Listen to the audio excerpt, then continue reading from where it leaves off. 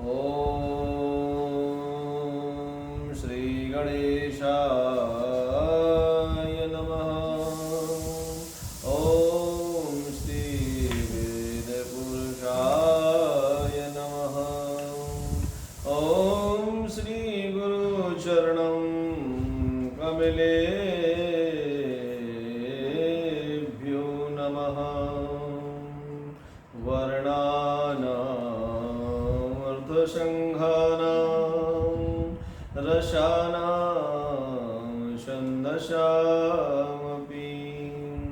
मङ्गलानां च कर्तारौ वन्दे वाणीविनायकौ भवानी शङ्करौ वन्दे श्रद्धा विश्वासरूपिणौ याभ्यां विना न पश्यन्ति श्रद्धा स्वान्तहस्तमीश्वरम् आपदामपहर्तारं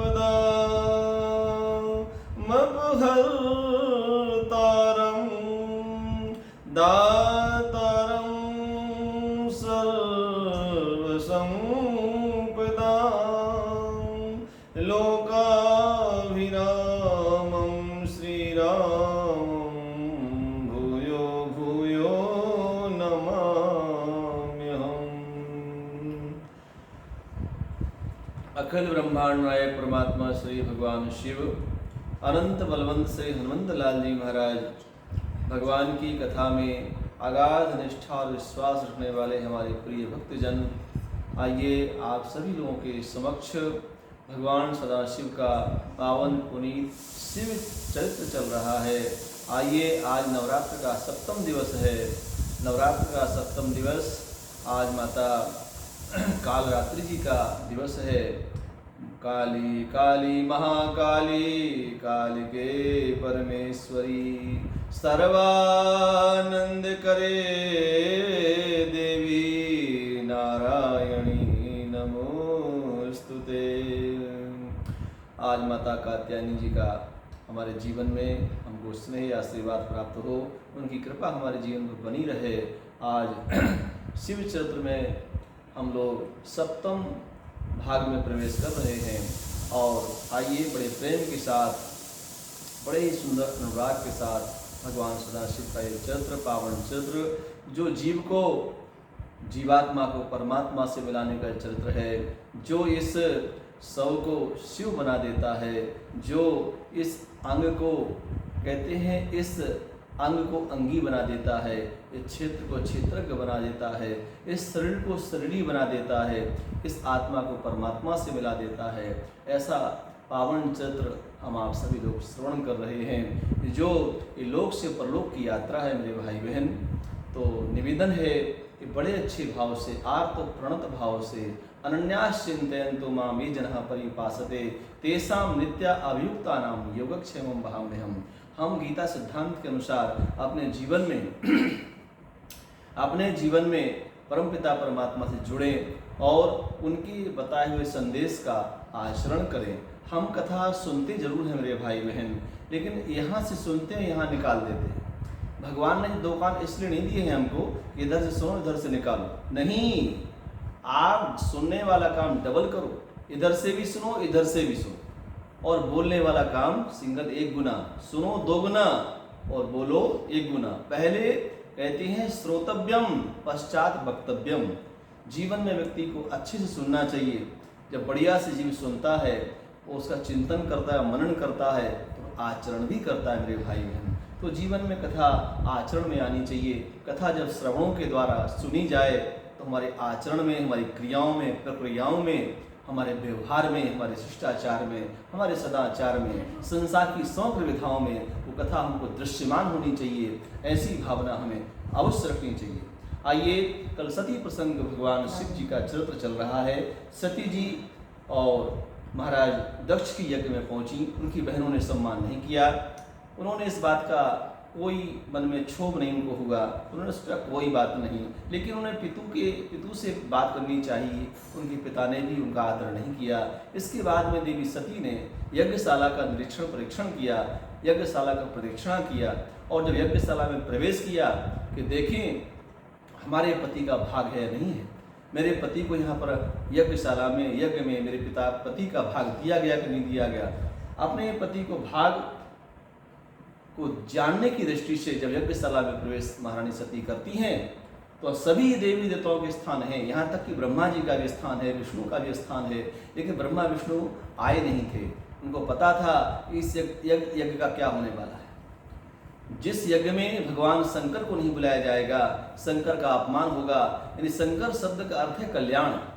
जो कल्याण का विरोध करके, कल्याण का तिरस्कार करके कोई काम करना चाहेगा, कभी उसका कल्याण होगा, कभी उसका उद्धार होगा? संभव ही नहीं है। तो भगवान विष्णु भी जानते थे, भगवान ब्रह्मा भी जानते थे कि इस यज्ञ का हश्र क्या होने वाला है, इसको पहले से नहीं आए। बाकी कुछ देवी देवता पहुंच गए और उनको भाग था, वो पहुंच भी गए। होता है संसार में, सुर नर मुनि जन की है रीति, स्वार्थ लाग करे सब प्रीति। कुछ लोग पहुंच गए और इसके बाद में जब सती ने यज्ञ का निरीक्षण किया और भगवान शिव का भाग नहीं देखा तो उनको बहुत क्रोध आया। उन्होंने बहुत कुछ अपने पिता को भला बुरा कहा।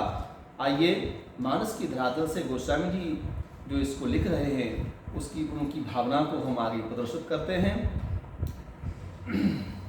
सती जाई देखे तब जागा, और कतहु न दीख शंभु कर भागा। सती जाई देखेऊ तब जागा, और कतहु न दीख शंभु कर भागा। सती ने यज्ञ का निरीक्षण और परीक्षण किया, लेकिन भगवान शिव जी का स्थान कहीं नजर नहीं आया। उन्हें बहुत क्रोध आता है कि मेरे पति का अपमान हो रहा है, ऐसी जगह पर मुझे नहीं आना चाहिए था। मेरे पति ने मना भी किया था, नाथ ने मना किया था, लेकिन इसके बावजूद भी मेरा माता पिता का प्रेम मुझे खींच लाया। लेकिन आज यहाँ तिरस्कार हो रहा है, इस तिरस्कार को मैं बर्दाश्त नहीं कर सकती हूँ, क्योंकि ये शिव जी का अपमान नहीं है, शिव समाज का अपमान है। और शिव समाज का अपमान शिव बरादरी का अपमान है। कहते हैं कि सबसे कठिन संसार में जाति का अपमान होता है। हमारी शिव समाज, शिव जाति का जो अपमान यहाँ पर हुआ है, ये न्याय संगत नहीं है, न्यायोचित नहीं है, इसको कभी बर्दाश्त नहीं किया जा सकता है। इस प्रकार से कहा जा सकता है कि सती ये कहना चाहती हैं कि भगवान का अपमान किसी भी अवस्था में स्वीकार्य नहीं होना चाहिए। कहते हैं कि प्रभु गुरु निंदा सुनहि जो काना, और हो ही पाप गौ घात समाना। हरि गुरु निंदा, अपने कानों से जो अपने भगवान की, गोविंद की, नारायण की जो निंदा सुनता है उसको बहुत पाप लगता है, अपराध लगता है। मेरे भाई बहन, यहाँ पर तो भगवान शिव जी का तिरस्कार, समाज का तिरस्कार हो रहा है।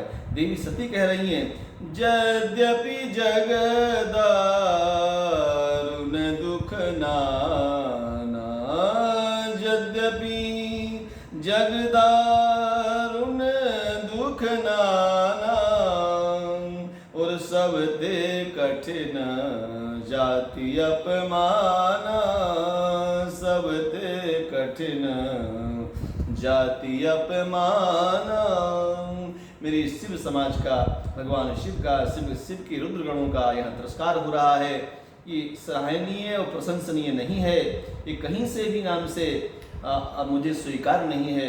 ऐसे जहाँ पर इस प्रकार का व्यवहार किया जा रहा हो, उसी समय देवी सती ने सभी जितने सभासद थे वहाँ पर, जितने समाज के लोग थे, सभी को संबोधित किया।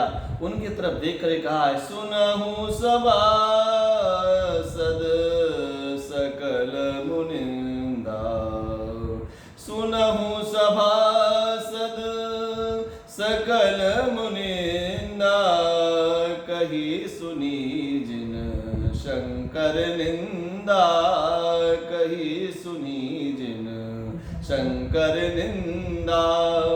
हे सभासदों, आप सभी लोग ध्यान से सुनो। जिन्होंने भगवान शंकर का, शिव जी का घोर अपमान तिरस्कार किया है, ये सभी लोग दंड पाएंगे, सब दंड के भागीदार बनेंगे, किसी को नहीं छोड़ा जाएगा। इस प्रकार से देवी सती ने सभी को वहां पर कुछ भला बुला कहा, अपने पिता को भला बुला कहा, पिताजी का परित्याग कर दिया, त्याग कर दिया। ऐसा पिता मुझे संसार में, हे नाथ, हे विधाता, हे ईश्वर, हे मालिक, हे परवरदिगार, जगत में जब भी मेरा प्रादुर्भाव हो तो ऐसा मुझे पिता कभी ना मिले जो भगवान का विरोधी हो। भगवान शंकर कल्याण करता है, शंकर का विरोधी पिता मुझे कभी प्राप्त ना हो। हमें ऐसे पिता से अच्छा किसी पत्थर की पुत्री बना देना, एक ऐसे बाप की बेटी ना बनाना कि जिससे कि हम ये कहे जाएं, हम दक्षायनी, जब हमको दक्षिणायनी कहते हैं भगवान शंकर, तो मुझे अपमानित महसूस होना पड़ता है, मुझे कष्ट होता है, मुझे लगता है कि मेरा अपमान हो रहा है, क्योंकि मैं दक्ष का नाम अपने नाम से नहीं जोड़ना पसंद करती हूँ, क्योंकि ये बहुत घमंडी है, अहंकारी है, इन्हें भगवान से बहुत ज़्यादा नफरत है, ईर्ष्या है। इसी संबंध में एक छोटा सा प्रसंग है मेरे भाई बहन। एक बार मीरा जी ने भी द्वापर में भगवान उनके भक्ति के मार्ग में उनका परिवार अवरोध बन रहा था। मीरा जी के भक्ति के मार्ग में मीरा का ही परिवार अवरोध बन रहा था। मीरा जी ने पत्र लिखा था तुलसी बाबा के लिए, हे तुलसी बाबा, मेरे भक्ति के मार्ग में, भगवान के भक्ति के मार्ग में, परमात्मा को प्राप्ति के मार्ग में हमारा परिवार हमारा बाधक बन रहा है, वो भगवान का तिरस्कार अपमान करता है, बताओ मुझे इस परिवार के साथ क्या करना चाहिए। तो भगवान कि परम कृपा पात्र गोस्वामी तुलसीदास जी महाराज ने लिखा था, पत्र के उत्तर में लिखा मीरा जी को, हे मीरा, कि जाके प्रिय नाम राम वैदेही और तजिए ताही कोटि बैरी सम, और यद्यपि परम स्नेही, जाके प्रिय राम वैदेही तजिए ताही कोटि वैरी सम, यद्यपि परम स्नेही, और जाके प्रिय राम वैदेही। जिसको भगवान राघव प्रिय नहीं है, जिसको भगवान प्रिय नहीं है, ऐसा हमारा पिता हो, गुरु हो, हमारे भाई हो, बहन हो, पति हो, समाज में कोई भी अंग क्यों ना हो, यदि भगवान के रास्ते का बाधक है तो उसको त्यागने में कोई दोष नहीं है। यहाँ सती ने अपने पिता का परित्याग कर दिया, और इसी कारण से किया कि शंकर भगवान का विरोध कर रहे थे, इसलिए अपने पिता का परित्याग किया। और परित्याग करते समय जगदम्बा ने भगवान शिव से प्रार्थना की है, अपनी जोगाग्नि में जलने के पहले, जब जोगाग्नि में जलने वाली है सती जी, अपनी योग अग्नि में जलने के पहले सती ने भगवान नारायण से प्रार्थना की है कि मरत सती हरि सन बर मांगा, मरत सती हरि सन बर मांगा, और जन्म जन्म शिव पद अनुरागा, जन्म जन्म शिव पद अनुरागा, मरत सती हरि सन वर मांगा। मरते समय सती अपने शरीर को आप नष्ट करने जा रही हैं, और सारे के सारे सभासद देख रहे हैं, और वो देखते हुए सती अपने योगाग्नि में जल के भस्म होने जा रही हैं, क्योंकि उनको इस प्रकार का तिरस्कार अपमान स्वीकार नहीं हो रहा है, और वो पूरा शरीर कांप रहा है, अंदर से क्रोध में जल रही हैं, और बहुत ज़्यादा व्याकुल हैं, और इस विधा को वो स्वीकार नहीं कर पा रही हैं, इस प्रकार की व्यवस्था को स्वीकार नहीं कर पा रही हैं। और उस समय सती ने भगवान नारायण से, गोविंद से प्रार्थना की है, नारायण हे गोविंद, जन्म जन्मांतर में जब भी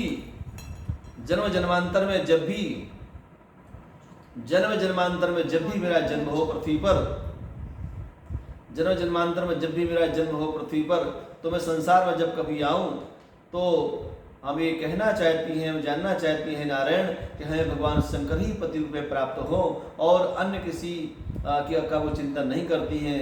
कहती हैं कि जब जब संसार में मेरा प्रादुर्भाव हो, संसार में मेरा जन्म हो, तो हमें भगवान शिव ही पति के रूप में प्राप्त हों, ऐसा भगवान नारायण से, गोविंद से वो प्रार्थना करती हैं। और प्रार्थना करने के बाद से कही जोग जग, से कही जोग अग्नि तनु जारा, और भयो सकल मख हाहाकारा, से कही जोग अग्नि तनु जारा,